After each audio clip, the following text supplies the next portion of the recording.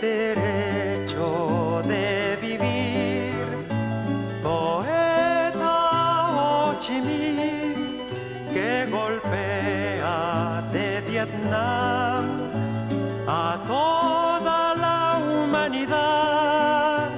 Ningún cañón borrará el surco de tu arrozal, el derecho de vivir en paz. Indochina es el lugar más allá del ancho mar, donde revientan la flor con genocidio y napalm. La luna es una explosión que funde todo el clamor, el derecho de vivir en paz.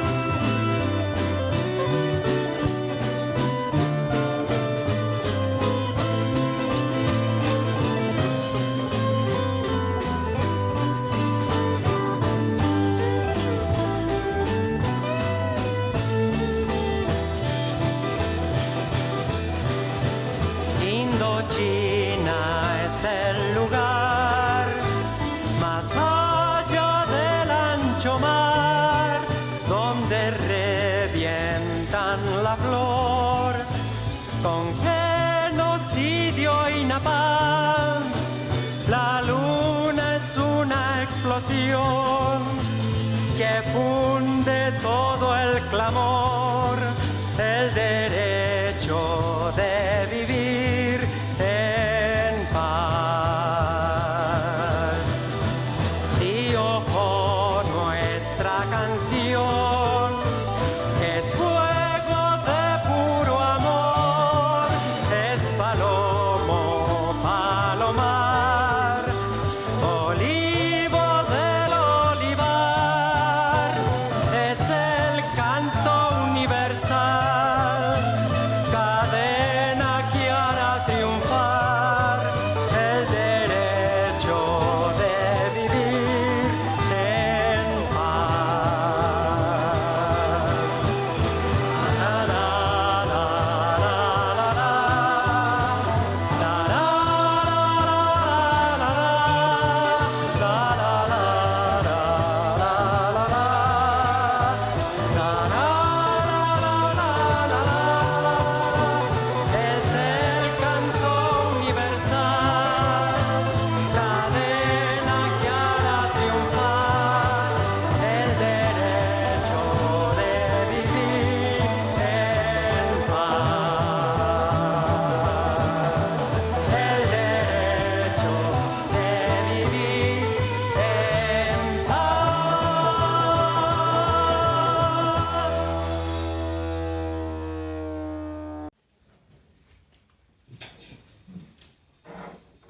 Bé, comencem l'acte.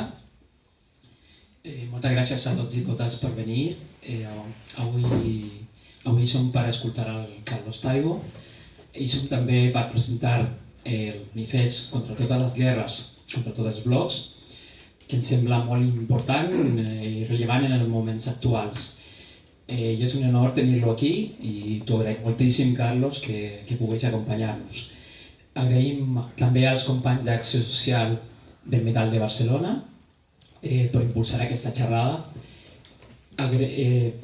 Per qui no conegui el Carlos, us faig una presentació.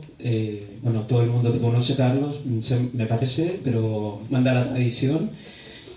Seguramente hay cosas que, bueno, no sé si la encertaré. Bé, hem de dir que el Carlos Taibo és professor, ara jubilat, de Ciències Polítiques i de l'Administració en la Universitat Autònoma de Madrid. És autor de molts llibres referents a les transicions en l'Europa central i oriental contemporània, al bloc soviètic, a l'Europa de l'Est, en concret la desintegració de l'antiga Iugoslàvia, el conflicte de Kosovo, el conflicte de Chechenia i la Rússia de Putin. Per tant, és una persona que ens pot il·lustrar perfectament sobre els precedents i el conflicte que tenim actualment.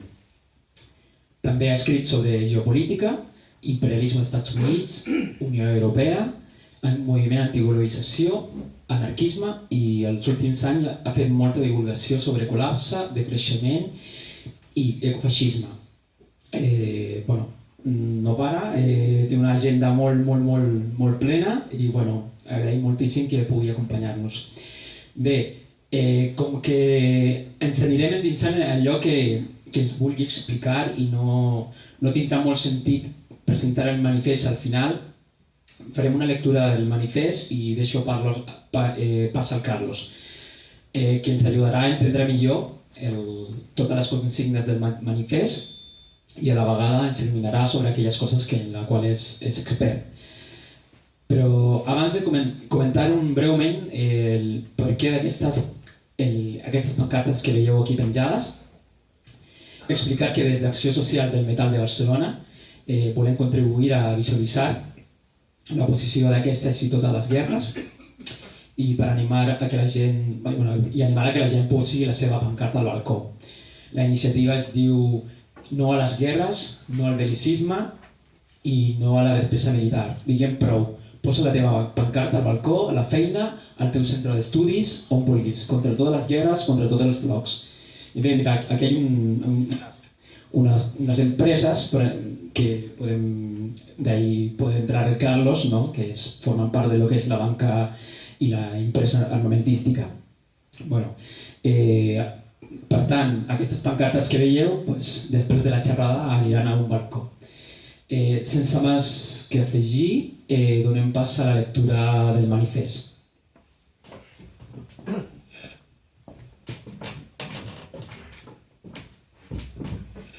Bona tarda.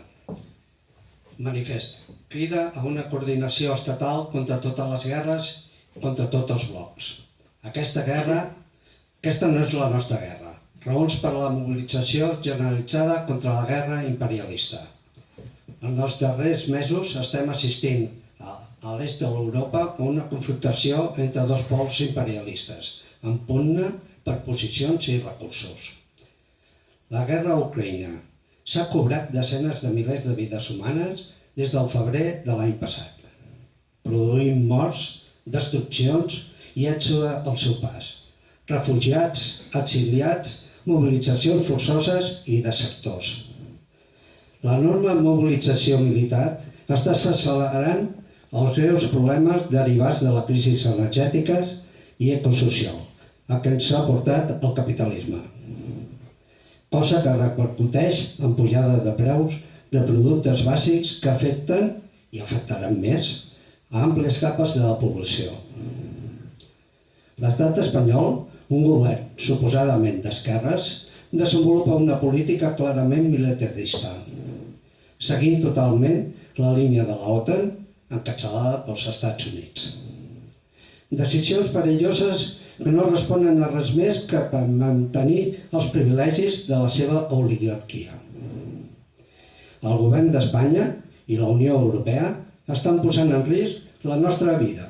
Per això, per les raons ja esmentades i per una possible extensió del conflicte. L'anomenat mecanisme europeu per la pau no és més que un eufemisme per tapar la guerra. Als ulls de la societat civil, la rivalitat dels dos bàndols es tradueix en un exercici d'avarícia portada a l'extrem que els perdedors Segur, són a tots dos bàndols. Morts, mutilats, espoliats, vexats i empobrits. La guerra és l'oposat a la dignitat. D'altra banda, no ens podem veure reflectits en la defensa de l'estat rus, ultraconservador i militarista, que no respecta els drets individuals i col·lectius, que criminalitza la protesta i empresona la dissidència, i aliat de l'estat totalitari xinès. Cal pressionar al carrer, als centres de treball i estudi, per tal d'eliminar la despesa militar i aturar la guerra a Ucraïna i altres regions del planeta. Davant de la situació actual, veiem urgent generar una coordinació a nivell estatal per, primer, promoure mobilitzacions coordinades per visibilitzar una crítica antimilitarista i antiimperialista del conflicte. Segon, assenyalar els responsables i estendre la desobediència i la confrontació davant de la mobilització bèl·lica de tots els estats.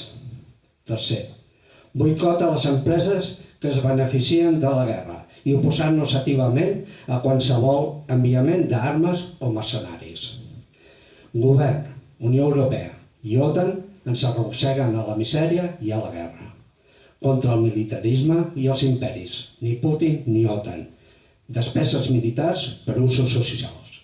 Contra totes les guerres, contra tots els blocs.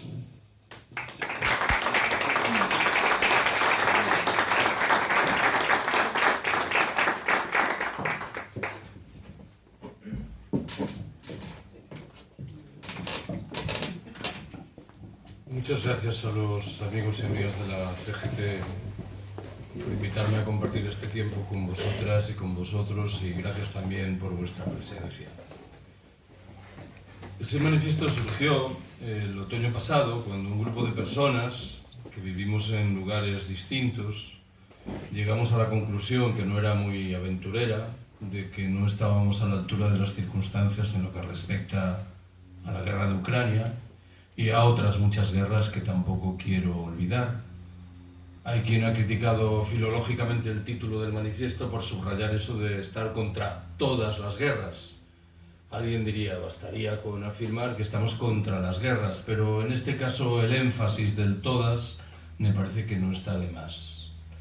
Quiero recordaros que antes del verano del año pasado aún hubo algunas movilizaciones y contradicciones en repulsa de la guerra, pero el tono de nuestra resistencia, de nuestra oposición, fue bajando muchos enteros, de tal manera que se imponía, siquiera fuera por dignidad cívica, tomar alguna iniciativa.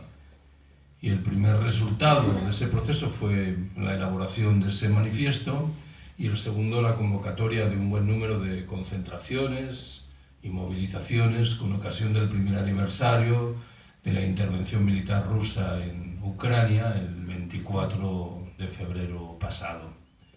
Nuestro reto ahora, habida cuenta de que los resultados, no nos engañemos, son más bien livianos, es mantener la presión, y al respecto creo que en muchos lugares se ha decidido convocar cada 24 de cada mes concentraciones o manifestaciones en repulsa de la guerra. Que el escenario no es el mejor, creo que lo retrata fidedignamente un dato. Los más veteranos y veteranas que estáis aquí recordaréis que hace 40 años, al amparo del triste referendo sobre la OTAN, había encuestas en mano, una clara mayoría de población española que rechazaba lo que significaba la Alianza Atlántica.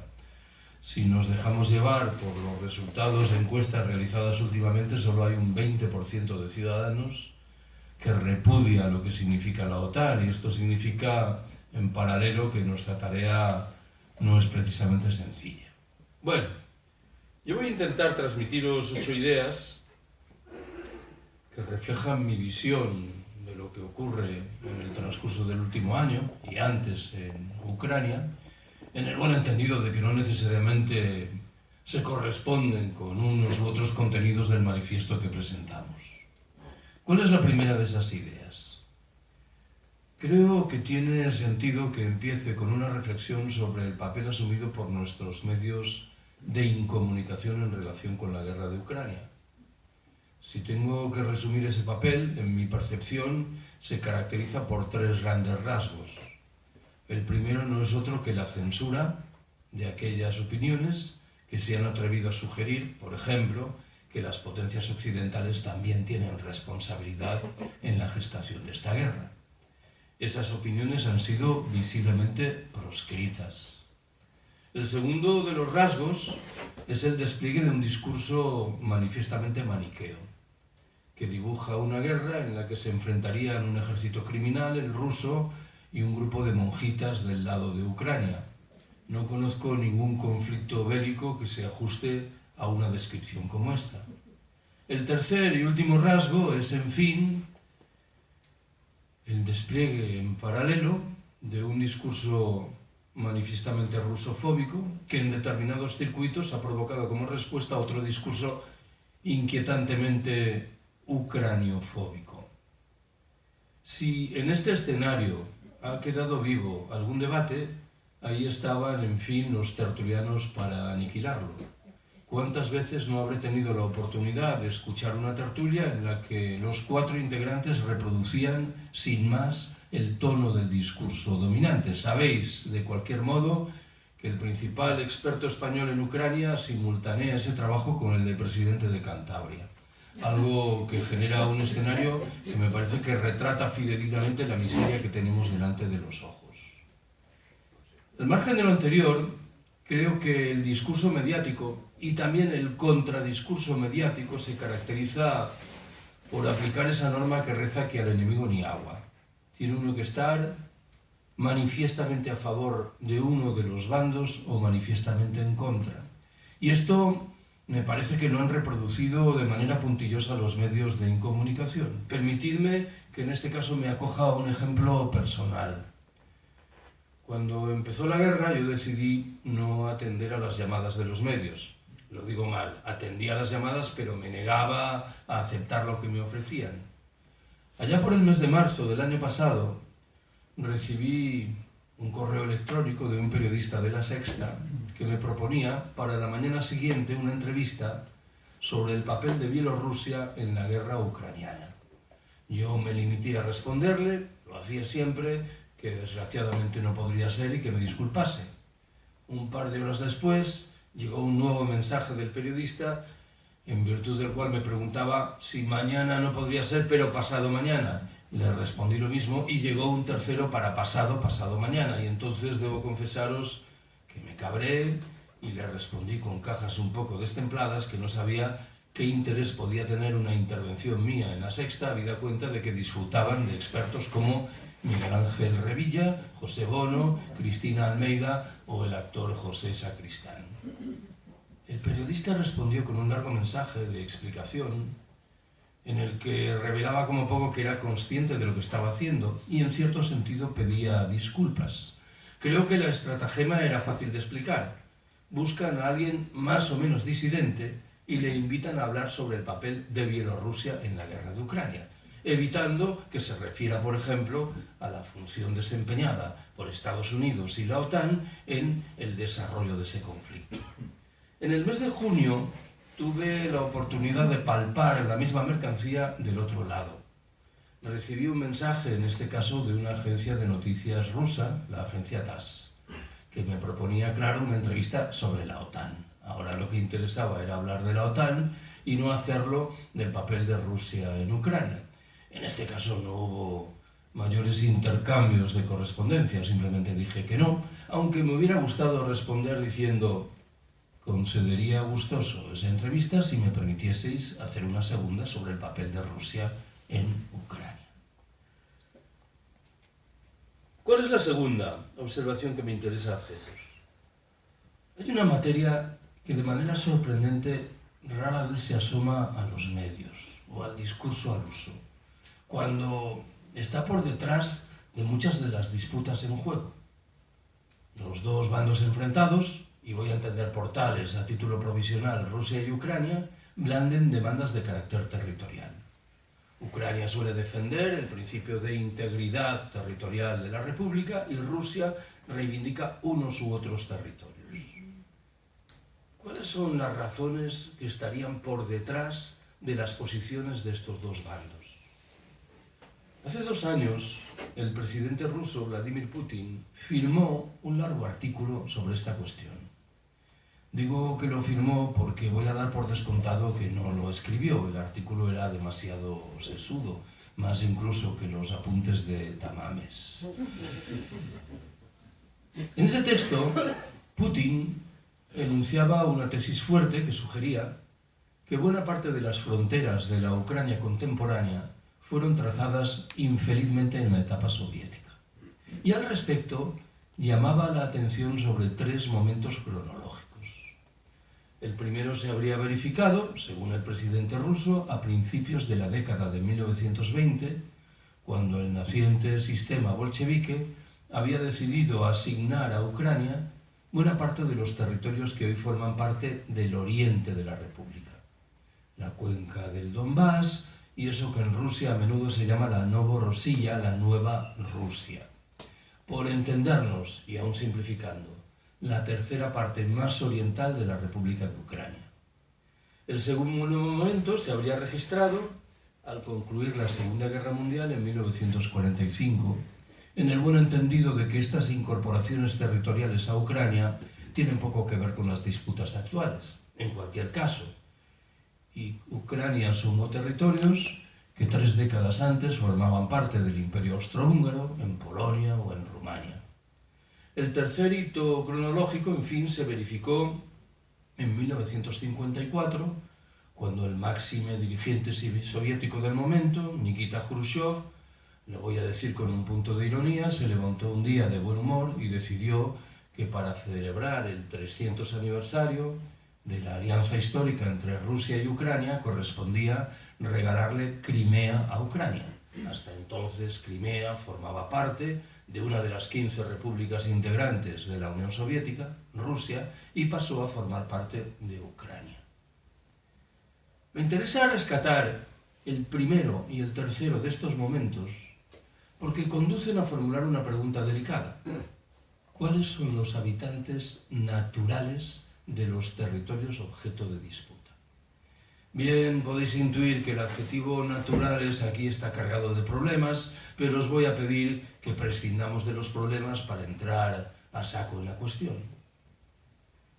Parece innegable, y empiezo por Crimea, que los rusos son mayoría de la población desde mucho tiempo atrás.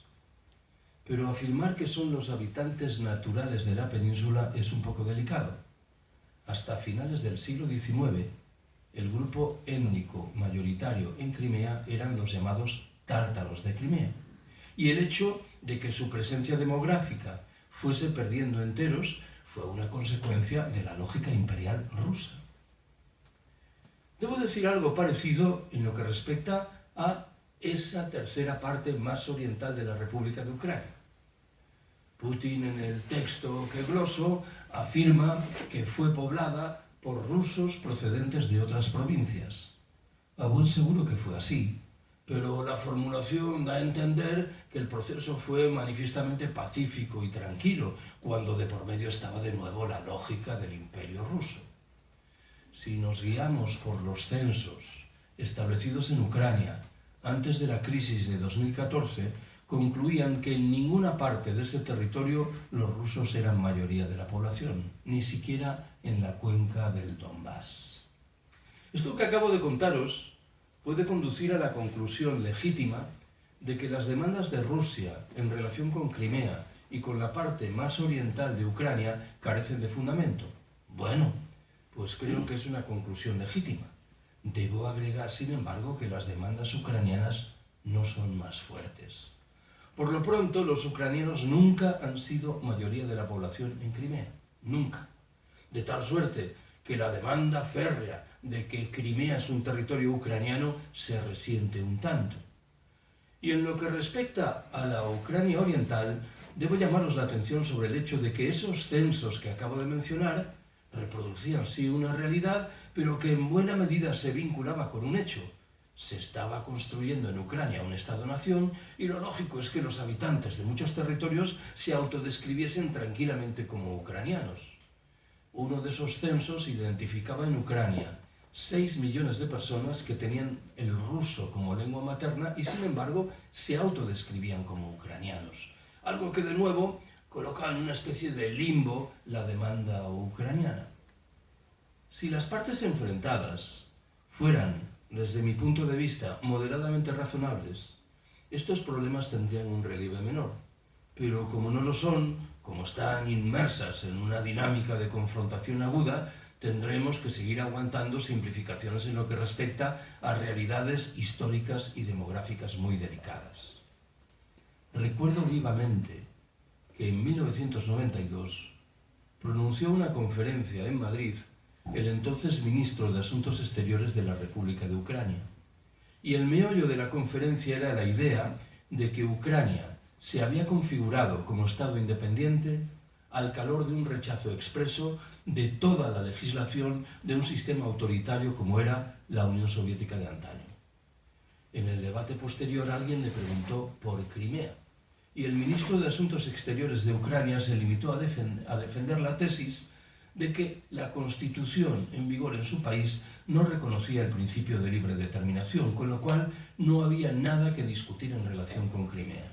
Ojo, al parecer los gobernantes ucranianos rechazaban toda la legislación urdida en la etapa soviética, excepto la caprichosa decisión de Khrushchev en el sentido de regalarle Crimea a Ucrania. Me parece que este es un retrato fidedigno de la falta de seriedad argumental de los discursos de tirios y de troyanos. ¿Cuál es la tercera de mis observaciones? Estoy obligado a subrayar que, a mi entender, Rusia lo ha probado todo en los últimos 30 años en su relación con el mundo occidental. Y entre lo que ha probado ha estado la búsqueda de una relación cordial que en determinados momentos ha llegado a ser manifiestamente sumisa. Esto que invoco ahora se ha revelado como poco en dos periodos razonablemente prolongados. El primero se registró entre 1991 y 1997 con Boris Yeltsin como presidente de la Federación Rusa, y el segundo cobró cuerpo entre 2001 y 2007 con Vladimir Putin en esa presidencia. Permitidme que vuelque la mirada, lo hago siempre en esta segunda etapa. En la tarde del 11 de septiembre de 2001, el día de los atentados de Nueva York y de Washington, el ya entonces presidente ruso, Vladimir Vladimirovich Putin, declaró un franco respaldo a las políticas supuestamente antiterroristas que se aprestaba a desplegar su homólogo norteamericano del momento, George Bush hijo.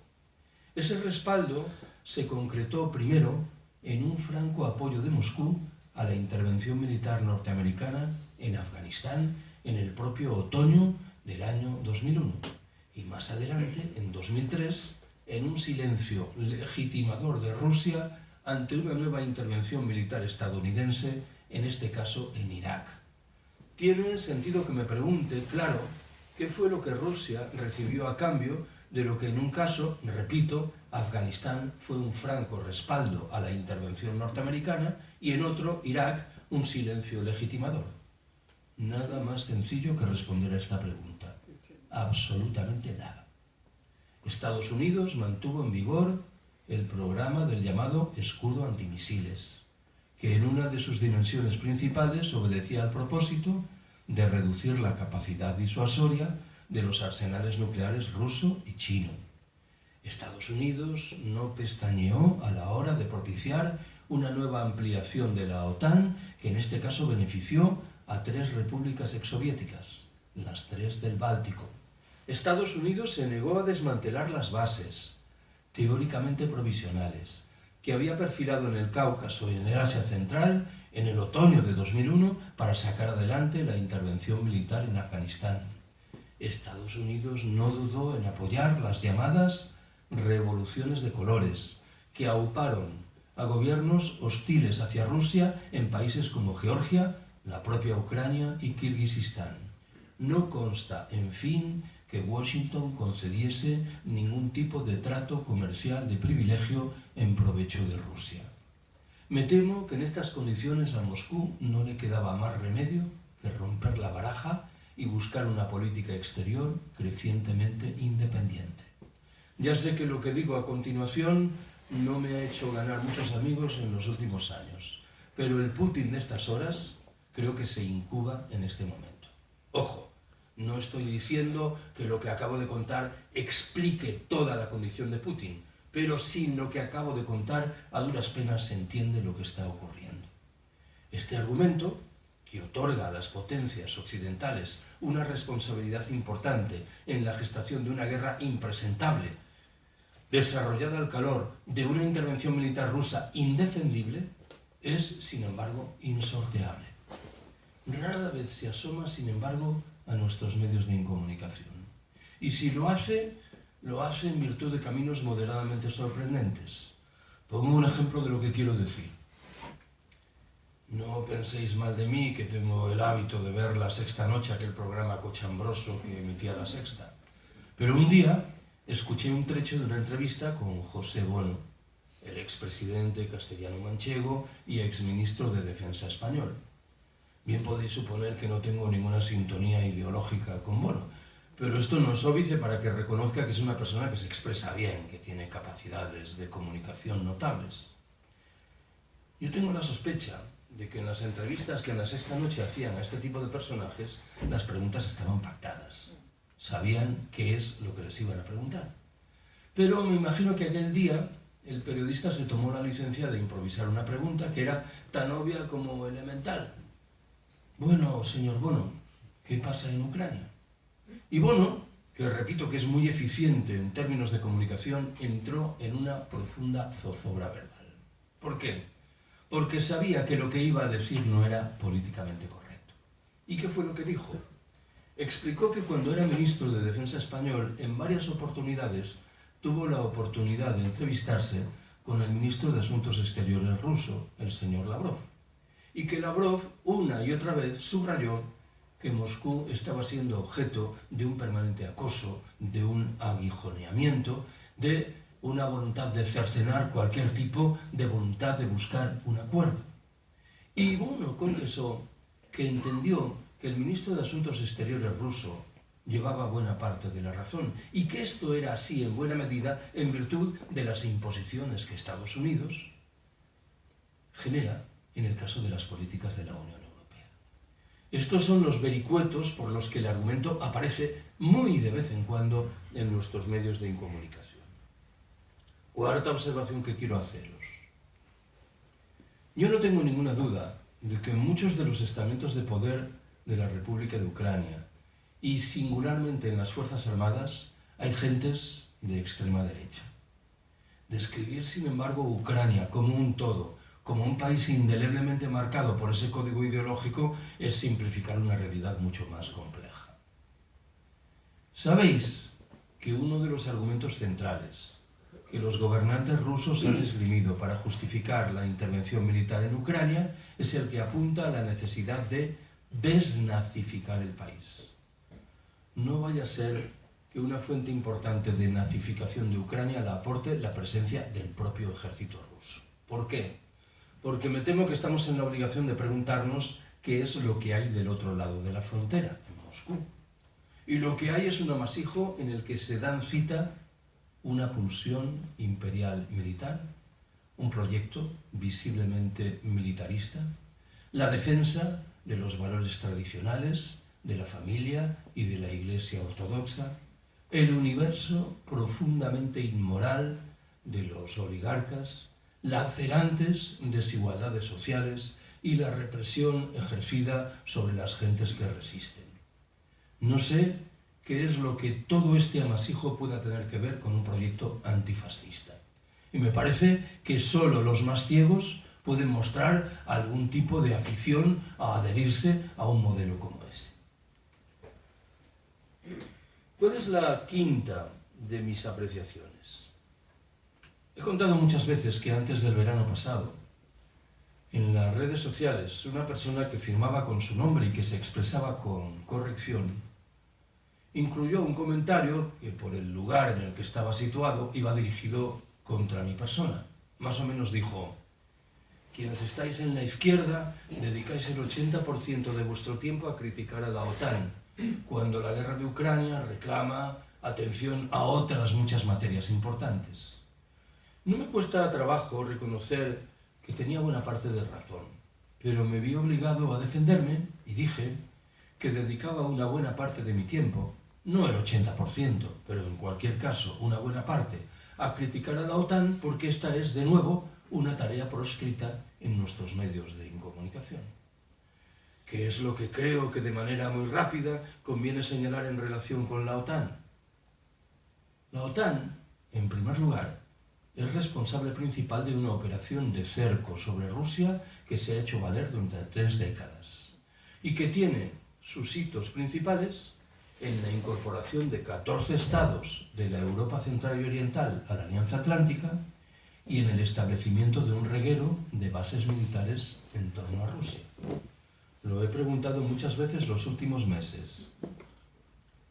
¿Qué sucedería si en Canadá y en México, en virtud de las razones que fuesen, llegasen al poder fuerzas políticas hostiles a Estados Unidos que anunciasen su propósito de colocar esos dos países en una alianza militar enemiga de Washington?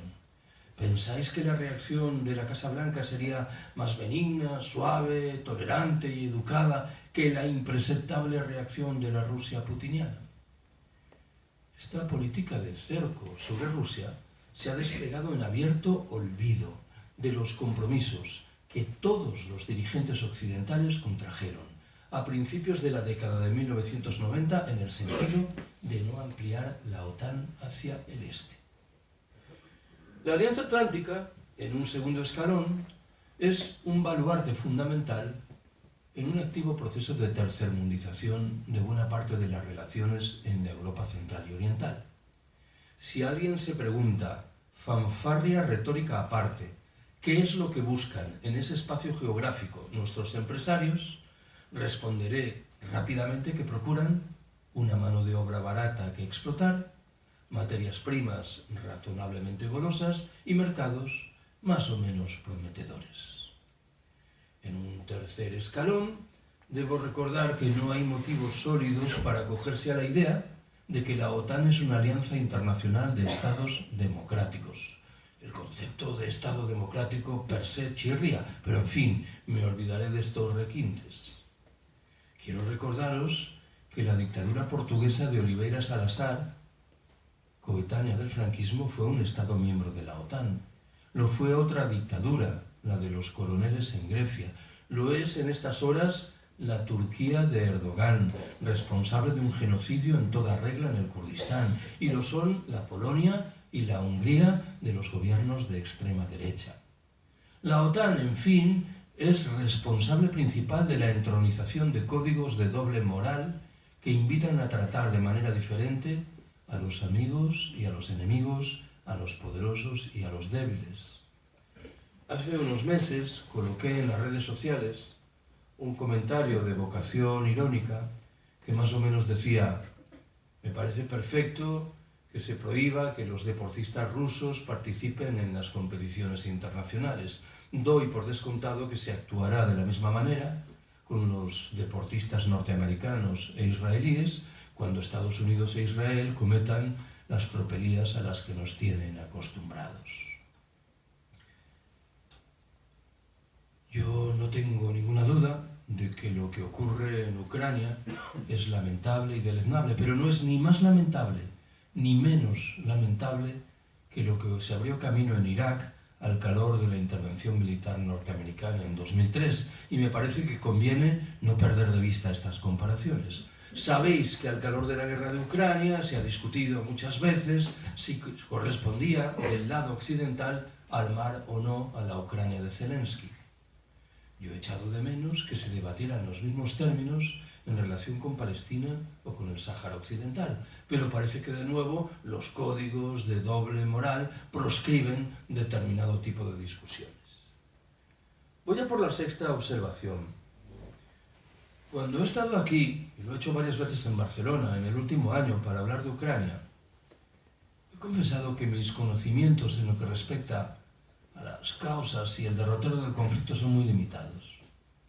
Es verdad que he trabajado 30 años en una universidad pública y que lo he hecho fundamentalmente sobre la Europa Central y Oriental, pero los conocimientos acumulados a duras penas me permitían lidiar con un conflicto como este. Si antes del 24 de febrero del año pasado alguien me hubiera preguntado por la condición del presidente ruso Vladimir Putin, yo habría respondido que era un impresentable, responsable de un genocidio en toda regla en Chechenia, represor de la población en su país, pero hubiera agregado que era un político prudente, de tal manera que cuando movía alguna pieza lo hacía sopesando con mucho detalle las consecuencias de ese movimiento. Con toda evidencia no es esto lo que ha cobrado cuerpo en el último año en Ucrania. Una de las grandes discusiones que sigue coleando es la relativa a por qué Rusia decidió acometer una medida tan delicada como asumir una invasión en toda regla de Ucrania. Me vais a permitir que intente encarar ese debate de la mano de la identificación de 5 explicaciones diferentes, que consideradas de manera conjunta tal vez arrojan alguna luz sobre la cuestión. La primera recuerda que el escenario económico y social ruso es malo desde el año 2014. Conforme a esta tesis, los gobernantes rusos habrían buscado en Ucrania una intervención militar rápida y exitosa que habría permitido acallar eventuales protestas internas. Esta tesis plantea algún problema. Uno de ellos es de cariz cronológico. ¿Por qué ahora? Y no hace 8 años o dentro de 5. El otro se limita a recordar que la intervención militar rusa ha provocado un empeoramiento del escenario económico y social en el país. La segunda tesis explicatoria tiene un carácter psicológico y viene a decir, hablando en plata, que el presidente ruso habría enloquecido en febrero del año pasado, de la mano de un proyecto encaminado a restaurar en plenitud de manera muy rápida un control pleno sobre Ucrania. Creo yo que esta tesis es poco afortunada. Rusia, pese a las apariencias, es un país complejo y el proceso de toma de decisiones también es complejo. En él participan instancias del poder político, económico y militar, de tal manera que, aunque el poder está muy concentrado en el presidente, conviene descartar que esta sea una decisión caprichosa articulada por alguien que ha perdido la razón.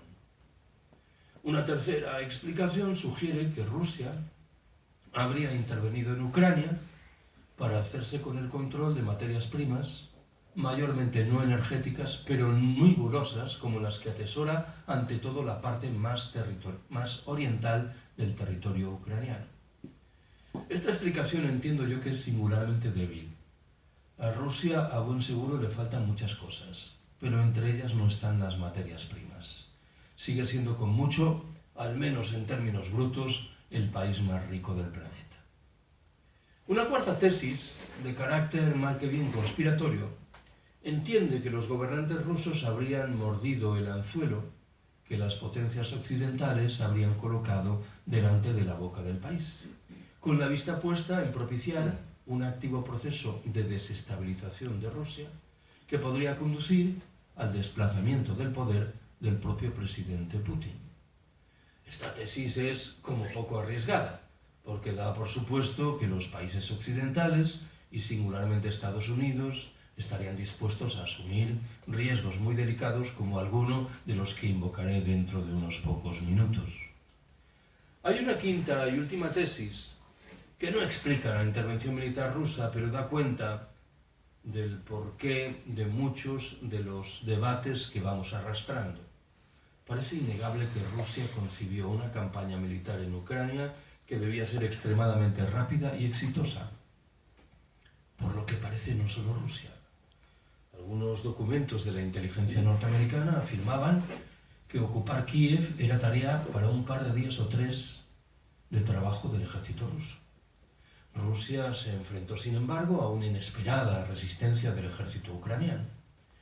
Un rumor muy extendido sugiere que buena parte de la cúpula dirigente del Servicio Federal de Seguridad en Moscú está retenida desde hace un año por haber proporcionado información falsa, o si no falsa, equivocada, en lo que respecta a las prestaciones del ejército ucraniano. En cualquier caso, Rusia se habría enfrentado a un escenario para el que no estaba preparada. Sexta de las observaciones que quiero haceros. Séptima, perdón. Me voy a mantener en el guión de algo que he contado cuando he venido a Barcelona en los últimos meses.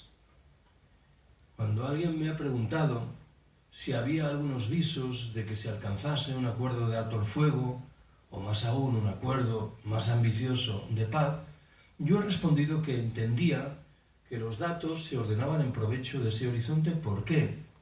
Porque la mayoría de los agentes que operan sobre el terreno están con el agua al cuello.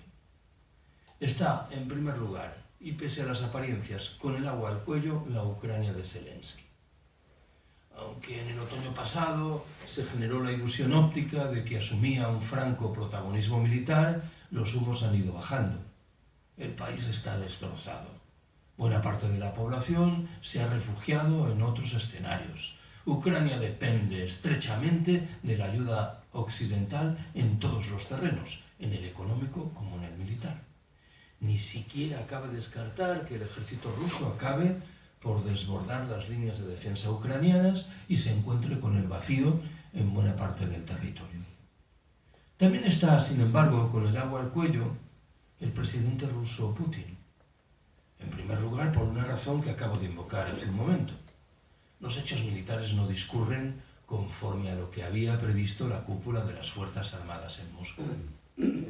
Al margen de lo anterior, en este caso, las sanciones económicas occidentales han hecho mella en el país.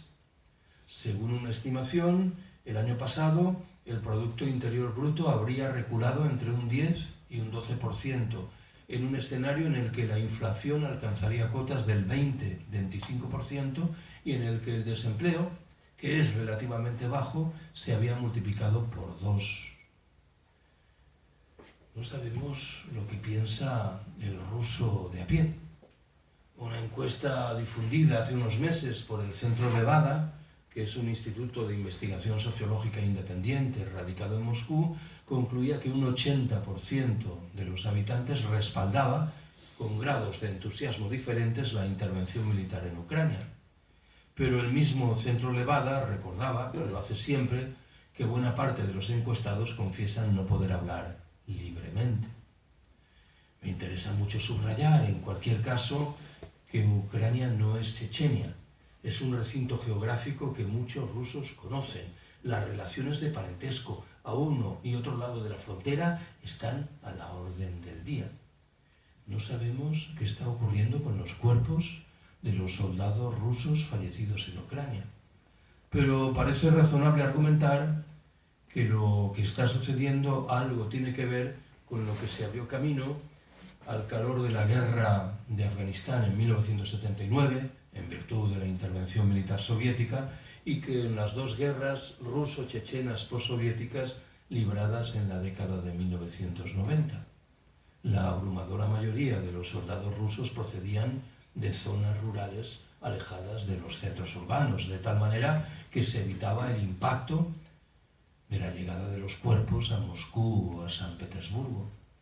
Hace unos meses me consideré con todo en la obligación de difundir unas declaraciones del que pasaba por ser el único diputado de la Duma, de la Cámara Baja del Parlamento ruso, que había declarado públicamente su oposición a la guerra. Hablo de un diputado comunista por Samara llamado Mikhail Medvedev. Medvedev, mal que bien, decía: yo he defendido las declaraciones de independencia de las dos repúblicas populares del Donbass, de la República de Donetsk y de la República de Lugansk, porque entendía que era una fórmula llamada a permitir que terminasen los bombardeos indiscriminados del ejército ucraniano sobre la población civil local.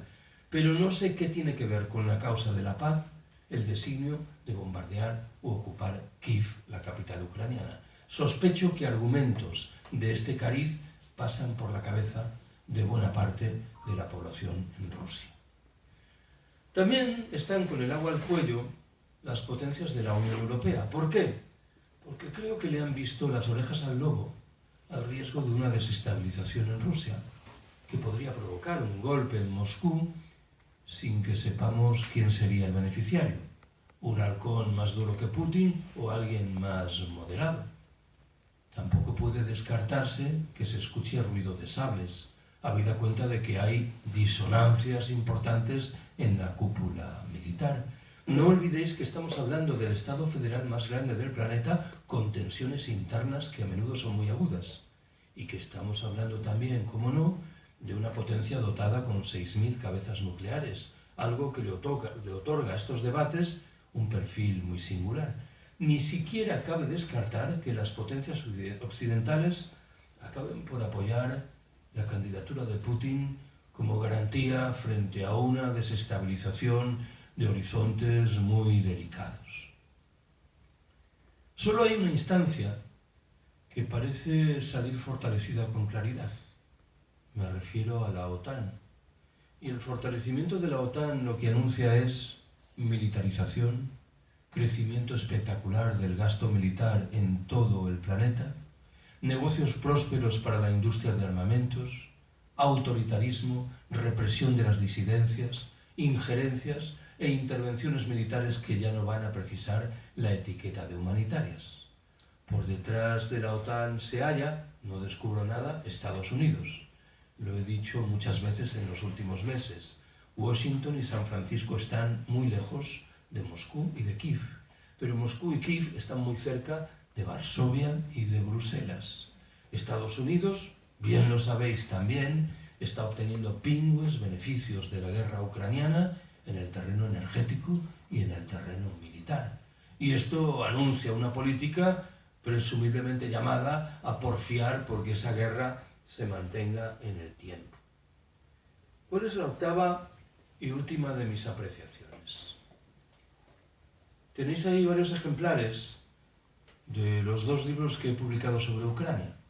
El primero es una versión actualizada de una obra que publiqué en 2014 y el segundo es un texto en la estela de la guerra de Ucrania que en cierto sentido obedece al designio de romper el silencio que asumí cuando decidí no atender a las llamadas de los medios de incomunicación. En uno de los apartados finales de esta segunda obra, confieso sentirme incómodo con los argumentos que he utilizado en todas las páginas anteriores. ¿Por qué? Porque se ajustan a un modelo que por un lado es legítimo, tal vez inevitable, pero que es desafortunado. Los agentes principales que operan sobre el terreno son los estados. Y pareciera como si los estados constituyesen personas. Francia afirma que Moscú le responde tal cosa. Alemania mueve sus peones en relación con uno u otro gasoducto. A mí los estados, iba a decir que no me interesan. Me interesan para contestarlos. Me interesan las gentes que viven dentro de los estados permanentemente olvidadas. Quiero recordaros que en el inicio del conflicto hace un año, la Internacional de Resistentes contra la Guerra demandó que se reconociese la condición de refugiados a los desertores que decidían abandonar Ucrania y Rusia. La Unión Europea se negó de manera radical a aceptar esa condición. En más de una ocasión he contado que en marzo del año pasado tuve la oportunidad de ver un vídeo que recogía unas imágenes rodadas en una carretera en el mundo rural ucraniano. Un convoy ruso avanzaba por esa carretera y se topaba con un grupo de civiles, 15, 20, 30, que cerraban el camino. De uno de los vehículos militares rusos salió un soldado que blandió un fusil ametrallador y disparó varias veces al aire. Ninguno de los civiles se movió. E inmediatamente la tanqueta que encabezaba el convoy militar ruso hizo ademán de abalanzarse sobre los civiles, pero en el último momento se detuvo. No sé cuál era el origen del vídeo y menos aún sé, infelizmente, cómo terminaba la historia. Pero lo que yo vi me interesaba por dos razones. La primera era que demostraba que en Ucrania había gente decidida a desplegar la desobediencia civil. Y la segunda recordaba que al menos en aquel momento los soldados rusos eran seres humanos, que se preguntaban lo principal. ¿Tenía sentido pasar por encima de los cuerpos de unos civiles que con toda evidencia no tenían la culpa de nada? Yo tengo claro qué es lo que me gustaría que ocurriese en Ucrania. Me gustaría que se reanudasen inmediatamente las negociaciones de paz, que se alcanzase un acuerdo rápido de alto el fuego, que a ser posible los contingentes militares rusos se retirasen del país, que se elaborasen garantías que colocasen a Ucrania como potencia neutral al margen de la OTAN y sin albergar bases militares foráneas, que se desplegasen referendos de autodeterminación en aquellos oblasts y en aquellos distritos ucranianos que Moscú reivindica, y a ser posible, en fin, ya pidiendo mucho, que se abriesen causas contra posibles criminales de guerra. Bien sabéis que todo esto está hoy muy lejos, pero probablemente habéis tenido la oportunidad de escuchar siquiera que China promueve desde hace unas semanas un plan de paz, que ha sido objeto de un rechazo franco y rotundo por parte de las potencias occidentales. Un rechazo que yo entiendo que no está justificado. En primer lugar, porque agradezco que alguien decida colocar sobre la mesa un plan de paz. ¿Qué menos? Cuando hay una guerra que genera un sufrimiento ingente, debemos tener presente lo que pasa por la cabeza de muchos adolescentes rusos y ucranianos emplazados en un conflicto infernal.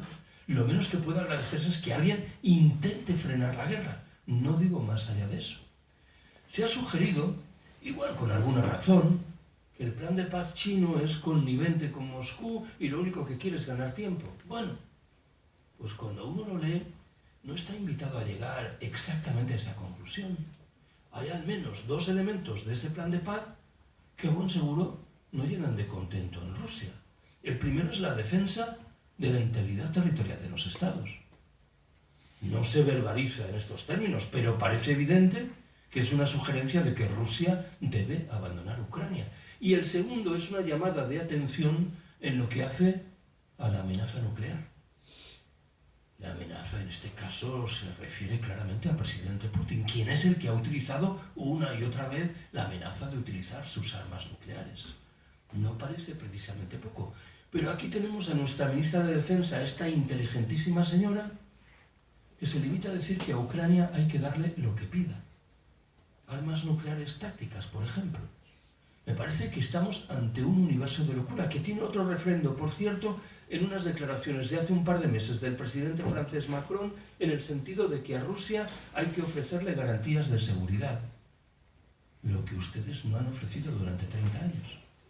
Ahora se acuerdan de las garantías de seguridad. Hay aquí algunos testigos de que allá por el mes de mayo, en Khan-Badyo, en el debate posterior a una de mis charlas, intervino un joven ruso que para variar se llamaba, como no, Vladimir. No estará Vladimir por aquí, ¿no? Bueno, Vladimir me preguntó, ni más ni menos, qué es lo que yo pensaba que debía hacer la oposición en Rusia a Putin. Claro, yo le dije, no sé lo que debemos hacer nosotros aquí en España, voy a saber lo que tenéis que hacer vosotros en Rusia. Pero me salió del fondo del alma, le dije, lo que tenéis que hacer es ocupar las fábricas, autogestionarlas y crear soviets como en 1905 y 1917. No creo que mi respuesta le resolviese ningún problema ontológico, pero yo me quedé muy satisfecho. Acabo. Algunos de mis amigos y amigas, que me quieren mucho pero me conocen mal, piensan que yo estoy en una posición privilegiada para lidiar con un debate fundamental. Dicen, has trabajado 30 años sobre ese espacio geográfico y llevas menos tiempo haciéndolo sobre conceptos como los de crecimiento, colapso o ecofascismo. Nada más sencillo que mezclar lo uno y lo otro. Me declaro incapaz.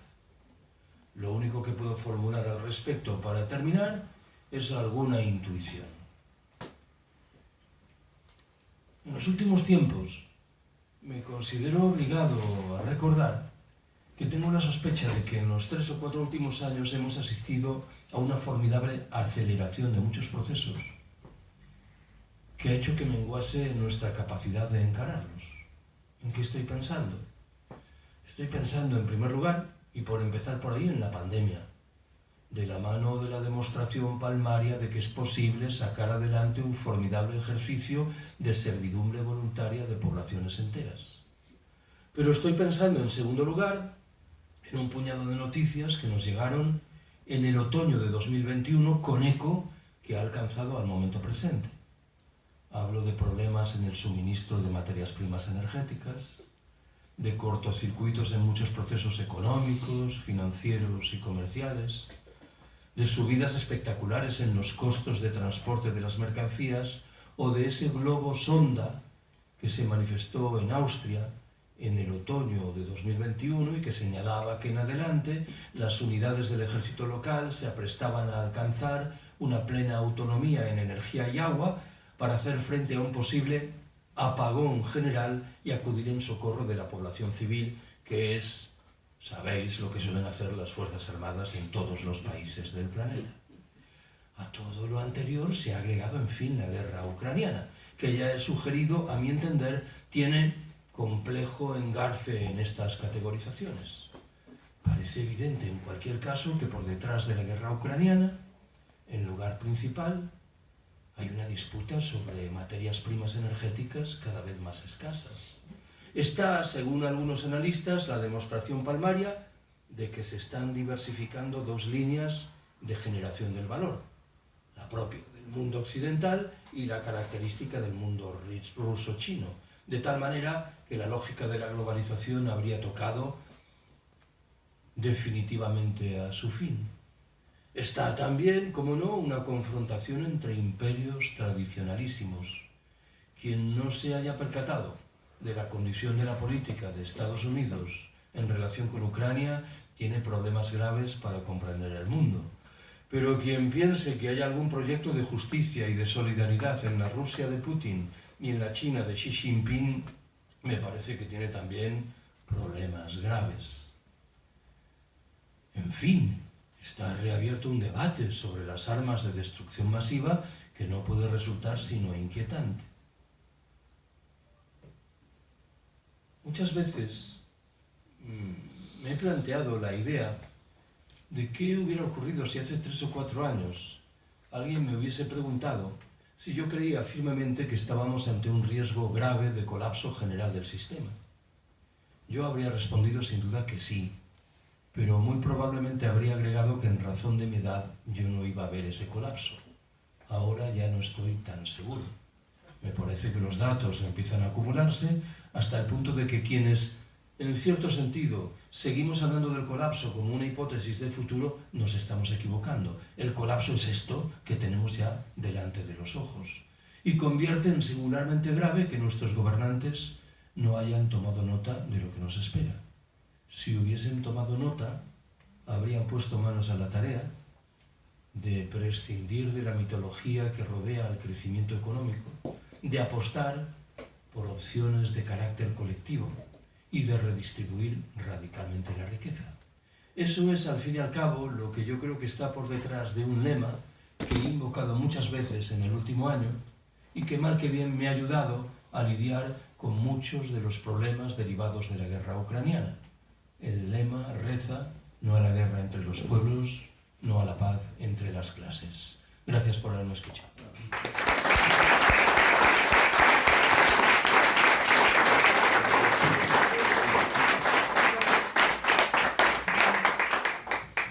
Bé, si algú vol fer una pregunta, una intervenció...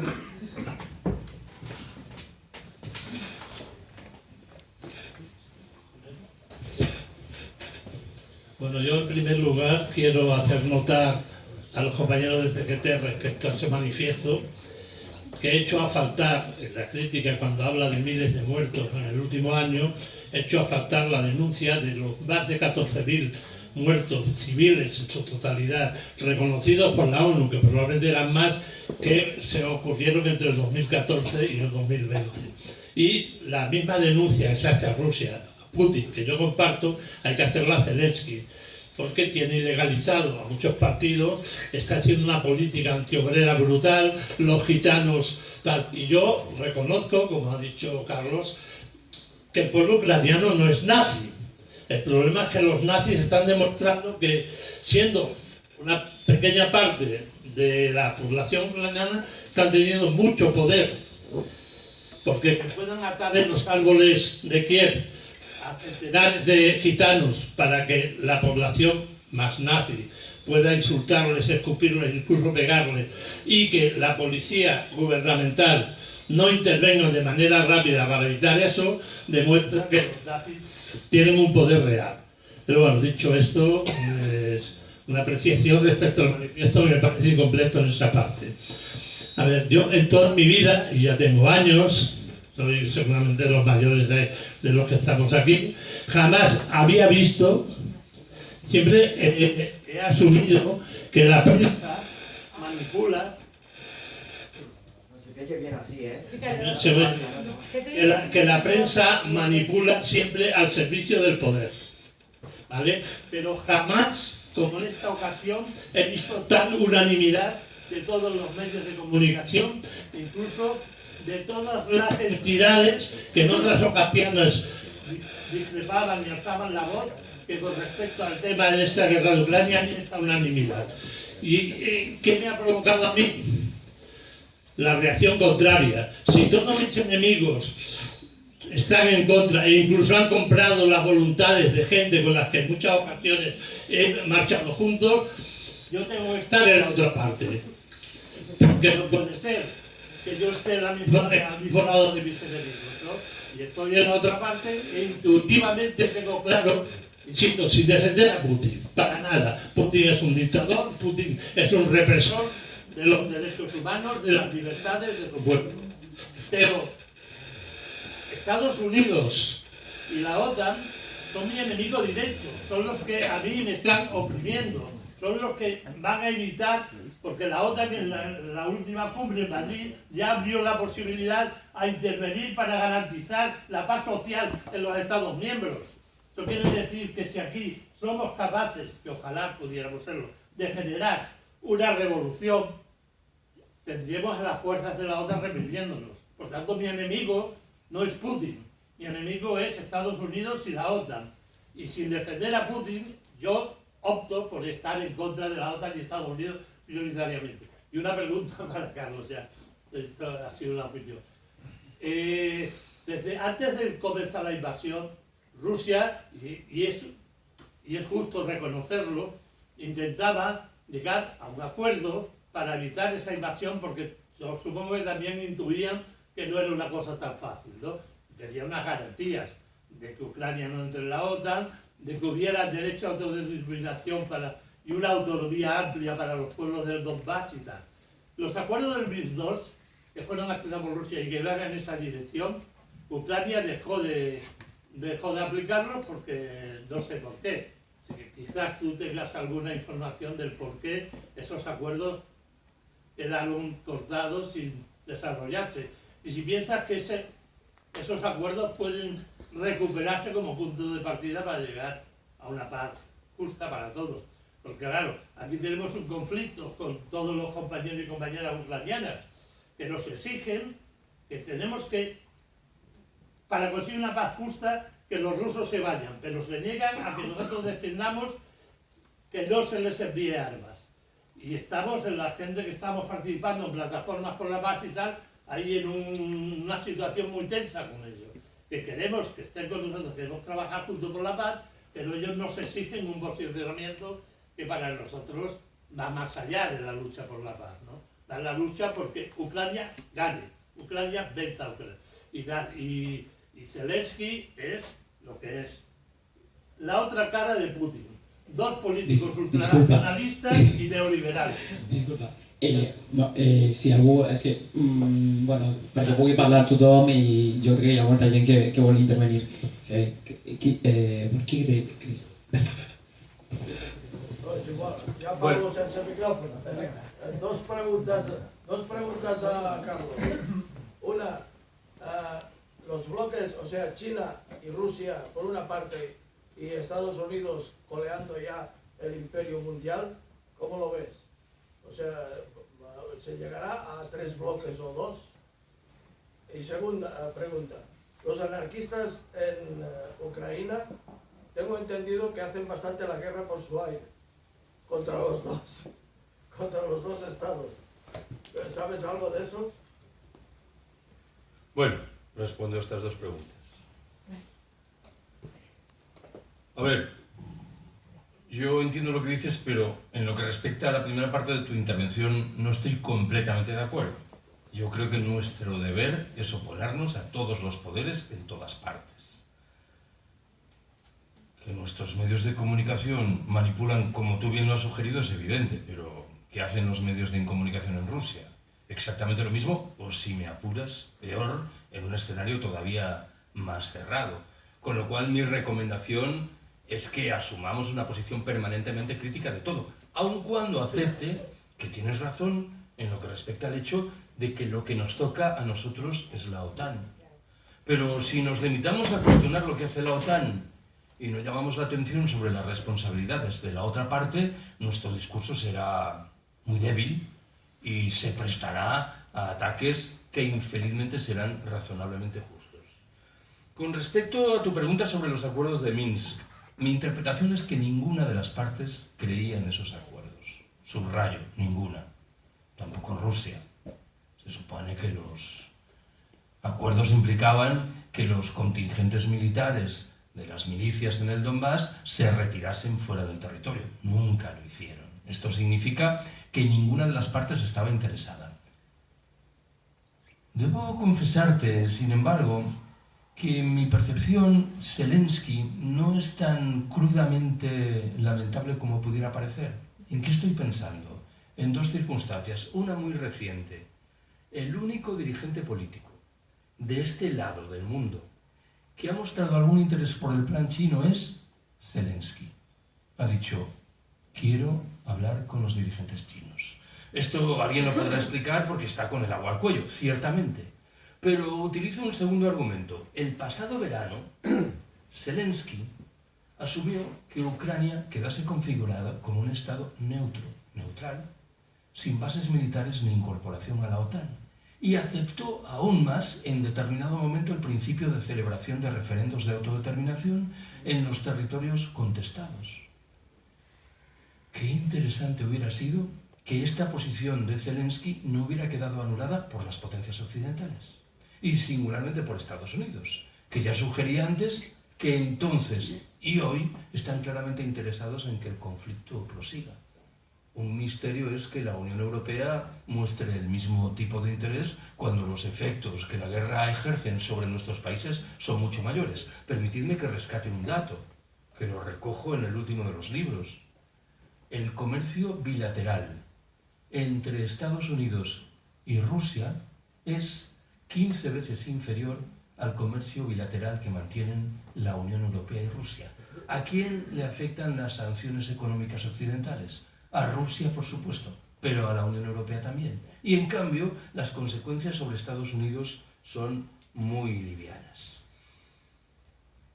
No sé si los acuerdos de Minsk serían un fundamento interesante de resolución. Desde luego que serían mejor que esto que tenemos delante de los ojos, ¿no?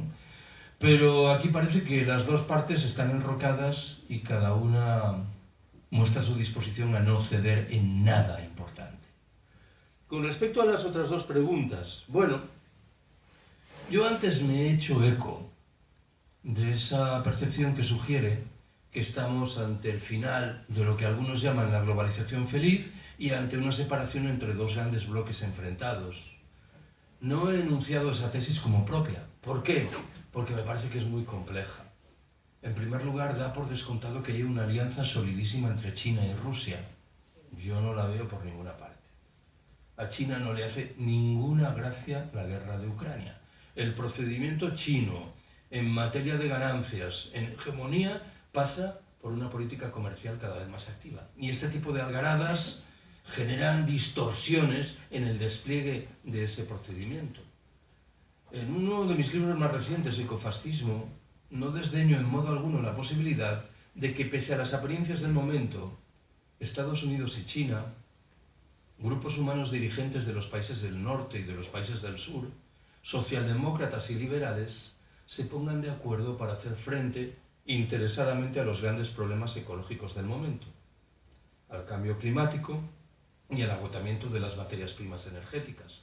Con lo cual, aunque no descarto que la tesis de la divergencia entre dos modelos distintos tenga su peso, sospecho que todavía debemos analizar con mucho detalle las noticias que vayan llegando. Los anarquistas ucranianos siempre han sido gente muy compleja. Cuando en 2014 escribí el primero de esos libros, estudié muchos de sus textos y me percaté, tampoco era muy sorprendente, de que en un grado u otro estaban vinculados con la cultura política de la parte del país en la que residían. Lo digo de manera más precisa. Los anarquistas del oeste ucraniano entendían que el enemigo principal era Rusia y su imperio. En tanto, los anarquistas del este ucraniano estimaban que el enemigo mayor era la OTAN y su política. Y esto probablemente se ha traducido en los últimos meses en divergencias que separan a anarquistas que están movilizados en el ámbito de determinadas unidades de defensa territorial del ejército ucraniano y a otros que cuestionan más bien la lógica del gobierno ucraniano y la del gobierno ruso. En este caso he señalado muchas veces que los anarquistas rusos lo tienen más fácil por una vez. Les basta con contestar la guerra y pedir la retirada de los contingentes militares de su país. Algo que en el caso de Ucrania no es tan sencillo de resolver cuando uno tiene los tanques delante de sus casas, con lo cual yo he dicho muchas veces que conviene que quienes analizamos estas cosas cómodamente bebiendo un café en nuestra casa, pues nos preguntemos qué es lo que haríamos en tesituras muy delicadas como esta, sin que yo tenga ninguna respuesta firme a una pregunta tan delicada como esa.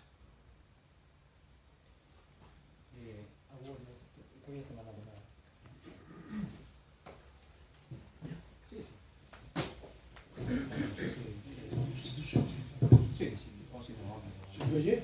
¿Se me oye? Sí. Bien. Bien, muy de acuerdo en muchas cosas. Yo iba a decir, no sé por dónde empezar. Bueno, voy a empezar por cosas que he oído, lo último que he oído. Es decir, sobre la personalidad de Zelensky, no lo sé, pues ya añado un poco lo que tú. Posiblemente Zelensky, el presidente de Ucrania, responde más a intereses fuera del momento actual, a intereses de oligarcas ucranianos que realmente a la clase trabajadora, posiblemente, no lo sé. Pero seguro que sí. Pero de eso, a llamarle neonazi, o sea, nazi, que le han llamado, criminal, que he oído yo, en las concentraciones, no a la OTAN, he oído llamarle criminal y cosas de este tipo, me parece excesivo. También hay que añadir a la persona de Zelensky, que es el único, parece ser, presidente fuera de Israel que es judío, porque también tachan de antisemitismo, de nazis, antisemitismo y tal. Precisamente el único presidente que existe fuera de Israel que es judío es Zelensky, precisamente, ¿no? Iba por otro lado. Quizás también un poco, no sé si coincidimos, pero creo que sí, porque he leído alguna cosa tuya, es decir, que en Ucrania no estaba en la OTAN. Ucrania no había pedido su ingreso en la OTAN. Ucrania había pedido una adhesión a la Unión Europea. Ucrania es el país del mundo actualmente más vinculado a la OTAN porque está utilizando las armas de la OTAN.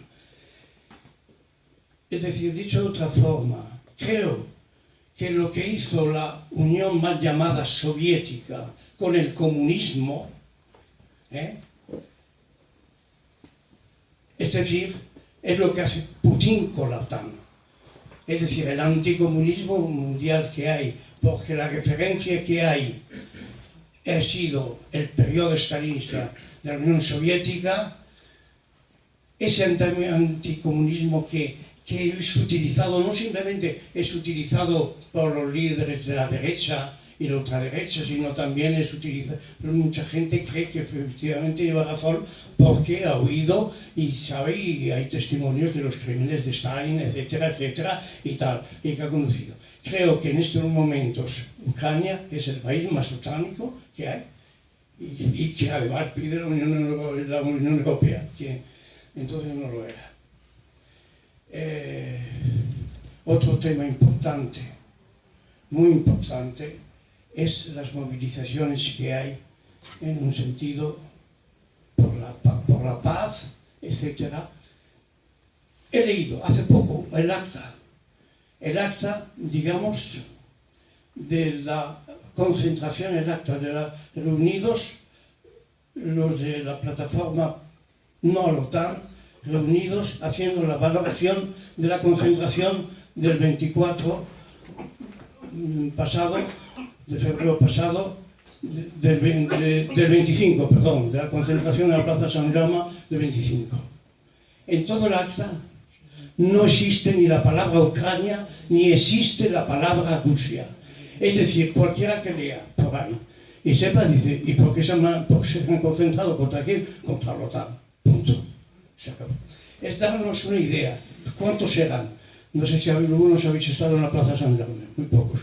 ¿Cuántos gente había cuando la invasión de Irak? Es que nos gustaba el señor Saddam Hussein, ni mucho menos, pero estuvo no simplemente Barcelona, Madrid, París, Londres, sino también en Estados Unidos, en las universidades, en los campos de Estados Unidos, contra la intervención en la OTAN, la intervención norteamericana en Irak. Y eso que no nos gustaba nada en absoluto de Saddam Hussein. Pero había un agresor. Ese agresor actualmente me parece que es Rusia. No es Ucrania que bombardea Moscú. Sería otro tema, esto que hemos hablado de los rusos. Aunque no nos gustase Putin, pero si bombardeasen Moscú, estaríamos hablando de Moscú. Esto es importante para ver qué grado ha habido en las movilizaciones y qué hay. Disculpeu, es que vale. porque todo el mundo pueda preguntar, para que Vale, todo el mundo pueda vale. participar y no monopolizar. Pero vale en ese sentido, las intervenciones. Alguna más, pero bueno. Bueno, a ver, son muchas cosas. Intento ser muy rápido. Zelensky sabéis que profesionalmente era y es un actor. Se impuso en unas elecciones presidenciales en 2019 en Ucrania y entonces, sobre el papel, era el candidato que defendía el diálogo con Rusia. Y durante un tiempo dio pasos que permitían ratificar esa visión. Aquí la incógnita es si ya era alguien que engañaba entonces o si le cortaron las alas e impidieron que buscase realmente un acuerdo con Rusia. En los últimos tiempos, antes de la guerra, Ucrania sí que coqueteó con una incorporación a la OTAN. Ojo con esto, ¿eh? Ese era un debate que empezaba a adquirir peso. Pero hay otro que has mencionado que es interesante. ¿Qué hubiera ocurrido si Ucrania se hubiese limitado a proponer una candidatura a incorporarse a la Unión Europea? ¿Cómo hubiera reaccionado Rusia? Hace 20 años me imagino que Moscú lo hubiera aceptado. Ahora las cosas han cambiado. ¿Por qué? Porque Rusia entendería que una incorporación de Ucrania a la Unión Europea generaría un deber de defensa mutua entre los Estados miembros, de tal forma que se volvería contra sus intereses. Rusia, no nos engañemos, es un imperio. Y esto significa que se autoatribuye derechos de injerencia y de intervención sobre el territorio de aquellos países que interpreta que forman parte en un grado u otro de ese imperio. Lo diré con mayor claridad. Yo he señalado antes, con cierto énfasis, lo recordaréis, que la política de las potencias occidentales ha consistido en aguijonear, en aislar a Rusia. Si no se hubiese desplegado esa política occidental, ¿podríamos descartar por completo que cobrase cuerpo una intervención militar rusa en Ucrania? No. Me limito a decir que sería mucho más difícil de imaginar. Y esto me parece que es suficiente. No sé si he entendido tus observaciones sobre lo del comunismo. Es una palabra que utilizo poco. Yo no creo que en la Unión Soviética hubiese nada que se asemejase al comunismo. Ni siquiera el discurso oficial, la retórica amparaba esa tesis. Se hablaba de sistemas en transición al socialismo. Poco importa. En cualquier caso, nuestros medios de comunicación, en muchos casos, siguen pensando que Putin es un comunista. Bueno, esto no puede producir sino perplejidad. ¿Qué piensa Putin de la antigua Unión Soviética? rechaza palmariamente lo que significó, excepto en un terreno, la lógica imperial acompañante. Esa sí que la abraza y la defiende, pero tiene uno que distinguir lo uno y lo otro. El universo ruso es el universo de los oligarcas. Estamos ante uno de los países más desiguales del planeta. Yo lo dije antes, ¿qué tiene que ver el proyecto de Putin con una idea antifascista? Nada. ¿Y qué tiene que ver con un proyecto comunista? Nada. En fin, planteas una discusión interesante que a mí me preocupa también. La comparación entre lo ocurrido en 2003 en el ámbito de nuestra relación con Irak y en el ámbito de nuestra relación contemporánea con Ucrania. Claro, hay diferencias importantes. En 2003 quiero recordaros que en la Moncloa había un gobierno del Partido Popular y el Partido Socialista coqueteó con una oposición a la intervención militar norteamericana en Irak. En 2003 los medios de comunicación eran más abiertos de lo que lo son ahora. El tipo de censura informativa que nos acosa entonces no se revelaba. Me hizo gracia, por cierto, el otro día que me escribieron de Televisión Española para un reportaje sobre la guerra de Irak de 20 años. Yo soy muy correcto y educado y me contuve, pero estuve a punto de decirles: he trabajado durante 35 años sobre Rusia y Ucrania y nadie me ha llamado de la televisión pública en el transcurso del último año. ¿Esto qué es? ¿Una casualidad? Queremos que hables de Irak de hace 20 años. Esta es la miseria que tenemos. En fin, está el problema de la debilidad de nuestros movimientos sociales. Y está el problema, implícito en algo que has dicho, de las divisiones internas que nos acosan. Tiene mucho sentido que quienes nos acogemos al lema ni OTAN ni Putin vayamos del brazo con quienes piensan que hay que contestar solo lo que significa la OTAN o solo lo que significa Putin. Yo tengo grandes problemas para hacerlo y prefiero buscar otros caminos.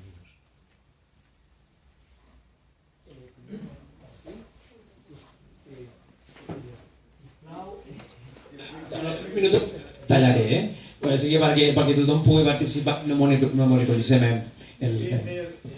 Solo unas preguntas, porque yo creo que hay una hipótesis a la que cuesta llegar, y es que, de todas maneras, en la guerra ucraniana, en la guerra de Ucrania, hay un agresor y un agredido. Es decir, el agresor es Rusia, que invade Ucrania, por razones que podemos darles 100 vueltas, pero en todo caso interesadas, y un agredido que es Ucrania, que quiere defenderse. Y sus fronteras son fronteras internacional e históricamente reconocidas. Hasta Rusia reconocía antes de incorporarse Crimea, y antes también. Bueno, entonces, si hay una agresión y un agredido, y es un país soberano Ucrania, yo creo que sí, entonces tiene derecho a defenderse, ¿no? Tiene derecho a defenderse. La autodefensa, es decir, lo mismo que una persona va por la calle y alguien le agrede, tiene derecho a defenderse. Entonces tiene derecho a defenderse ante una agresión militar, tiene derecho a defenderse, claro, con armas. No hay otra forma. Yo creo que aquí, yo tengo otra hipótesis, y es que la clase trabajadora existe, y la humanidad dependerá de la clase trabajadora y su papel que juegue. Ahora estamos en las circunstancias que estamos, pero dependerá de eso. Y que la clase trabajadora debería tener una posición propia delante del conflicto de Ucrania, de la guerra de Ucrania, independientemente de los bloques. Sabemos que el imperialismo ruso o el imperialismo americano y europeo, la OTAN, están ahí jugando su papel, intentan sacar tajada. Pero delante de ese conflicto los trabajadores deberíamos tener una posición, y es: defendemos el derecho de Ucrania, que es el país agredido, a defenderse. Y por lo tanto, ante una agresión armada necesita armas. Que es una cosa muy diferente el apostar por la OTAN o apostar por el armamentismo o por los presupuestos militares. Son cosas diferentes. Yo creo, mi pregunta es esa: ¿por qué tanto nos cuesta salir de una posición neutral delante de un problema que es muy sencillo? El agresor, un agredido, y defendemos al agredido y su derecho a defenderse. Nada más. Bueno, vamos a ver. En un momento determinado he pensado que estaba por completo de acuerdo con lo que decías, pero luego me he visto obligado a retroceder. ¿Por qué? Naturalmente que sería muy deseable que la clase trabajadora defendiese una posición común, que no sería exactamente la que tú postulas. Pero tú has iniciado tu discurso cometiendo el mismo pecado que yo he sugerido antes que cometí en ese libro cuando, para explicar un hecho complejo, las categorías que empleaba eran Ucrania y Rusia. ¿Y qué son Ucrania y Rusia? Pues amasijos de personas detrás de las cuales está la clase trabajadora. Y yo prefiero estar con la clase trabajadora rusa y ucraniana frente a los gobiernos respectivos. Y lo que tú propones no me llena de satisfacción, aun cuando tenga sus fundamentos en términos de la lógica imperante en las relaciones internacionales. Pues claro, hay un agresor y un agredido, y el agredido tiene derecho a defenderse. Tú has dicho en un momento determinado que lo que has defendido nada tiene que ver con una defensa de la OTAN, y yo lo admito. Pero me recuerda el discurso de muchos compañeros que defienden lo del Donbass y que hacen la vista gorda con respecto a la presencia del ejército ruso. Dicen, no, nosotros no somos putinianos ni creemos en la política de la Federación Rusa, pero os estáis apoyando militarmente en la presencia del ejército ruso. Bueno, pues en el momento presente, la Ucrania que se defiende valerosamente de la agresión militar rusa depende de manera estrecha de una organización, la OTAN, y esto no lo has mencionado, que está en el origen de este conflicto. Yo debo dejar claro, de manera meridiana, que estoy en contra de la intervención militar rusa y que creo que una de las medidas primeras que se debe hacer valer es una retirada de los contingentes militares. Pero obviar la responsabilidad occidental, los intereses occidentales en la gestación de este conflicto, me parece que no es precisamente la opción por la que debe inclinarse la clase trabajadora ni en Rusia ni en Ucrania. Por esto, hay muchas personas que llevamos un año en plena zozobra. A mí me gustaría tener las ideas tan claras como las tienes tú, pero el panorama, lo que ocurre sobre el terreno, no facilita tenerlas tan claras. Como antes, ahí el compañero, pues mal que bien, ha dicho que no estaba dispuesto a contestar la figura de Putin, aunque sabía quién era Putin. Pues a mí no me queda más remedio que arrastrar la zozobra derivada de disentir de lo uno y de disentir de lo otro. No me queda más remedio. Vale, yo te quería preguntar ¿qué piensas del hecho? Estoy en desacuerdo. ¿Qué piensas del hecho de la muerte en extrañas circunstancias del mentor de Putin, de Sobchak? Hombre. Porque, bueno, hace poco su hija marchó de Rusia y, bueno, solo preguntarte qué piensas de ese hecho. Estoy a favor, sí. No pienso gran cosa. Lo único que me interesa recordaros es que el mentor de Putin en los años iniciales fue quien a principios de la década de 1990 era el alcalde de San Petersburgo, Anatoly Sobchak, que era un político que describiríamos, no sé si el adjetivo es el adecuado, de liberal. En cualquier caso, no era un político surgido del aparato del Partido Comunista de la Unión Soviética. Y esto tiene mucho que ver con un malentendido en lo que respecta a la figura de Putin. Sabéis, porque es de conocimiento público, que Putin procede de los servicios de inteligencia y seguridad, primero de la Unión Soviética y luego de la Federación Rusa. Y esto parece conducir a la conclusión insoslayable de que es un político marcado por un código represivo, autoritario y oscurantista. Pues el panorama de nuevo era más compleja. En la Unión Soviética de los años finales, una de las instancias que promovía cautelosamente reformas era el KGB, el Comité de Seguridad del Estado. ¿Por qué? Porque disponía de una información privilegiada, que le aconsejaba concluir que las relaciones se estaban corroyendo de tal manera que había que introducir cambios. Y esto hacía que un aparato represivo que sobre el papel debía defender políticas autoritarias, jerarquizadas, paradójicamente defendía cierto grado de apertura, ¿no? Pero tampoco sé cuáles son los detalles de la muerte de Sobchak. Me temo que cualquier persona que muere en Rusia es objeto de una muerte sospechosa, ¿no? Así que lo de Sobchak no sabía que también había polémica sobre esto. Joder, sí, ya es. Sí, pues cuenta. Ya me lo contarás en privado. Vale. Y luego decir que al compañero hay un libro sobre los anarquistas de la Europa del Este, Imperio, Resistencias, noticias desde Rusia, Ucrania, Kazajistán y Bielorrusia, que ahí el año pasado, y se ha quedado un poco, pero bueno, que te puede guiar un poco sobre cómo están en este país. sobre el cacao que tienen los anarquistas en Rusia y en Ucrania, que no es menor que el que tenemos nosotros. Muchas gracias por vuestro discurso. Yo estoy de acuerdo con muchas cosas que has dicho. ¿No te llamarás Vladimir también? ¿No te llamarás Vladimir también? No, me llamo Andriy. Me llamo Andriy y soy ucraniano, soy refugiado político ucraniano, exiliado aquí, en España, en Cataluña.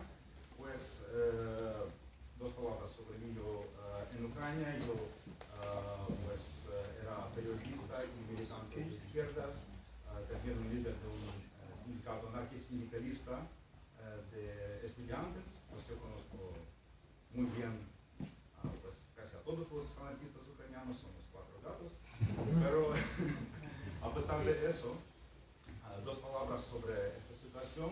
Desde mi punto de vista, pues yo me encuentro aquí porque yo estaba criticando al gobierno ucraniano, al nacionalismo ucraniano y hasta el ejército ucraniano durante, digamos, la primera guerra, ¿sí? La guerra en Donbass en 2014. Y al final de 2014 tenía que marchar de Ucrania, abandonar mi país por la persecución de extrema derecha. ¿Sí? Es verdad que extrema derecha tiene mucha fuerza en Ucrania. No funciona este argumento que ellos no tienen sus partidos abiertamente extrema derechistas con sus programas en el Parlamento, porque tienen su bueno, lugar importante en el ecosistema político, controlan las calles. Pues la situación está súper